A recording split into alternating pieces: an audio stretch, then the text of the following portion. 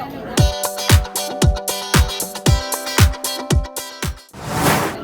Marami pa. Nag-umpisa pa lang kung magsalita si Thea. So marami pa pong aabangan. Kaya sana tumutok po kayo at huwag po ninyong palampasin ang kada episode. Dahil mahaba po ang journey natin na ito. And maraming salamat po sa support time. Actually, nanaginip ako kagabi na nasa PBB house ako. No joke, like ang weird. Pero I don't know why. Feeling ko kasi nag-usap lang yung friend ko about it. Pero why not, di ba? Why not? Mahirap siya, I know, for 3 months without talking to your friends and family. Pero gusto ko, why not? Siguro bukod sa Running Man, of course, is yung Sangre. Sobrang, hindi ko in-expect ever na mapapasali ako dito. Or magiging bearer ako ng air gel.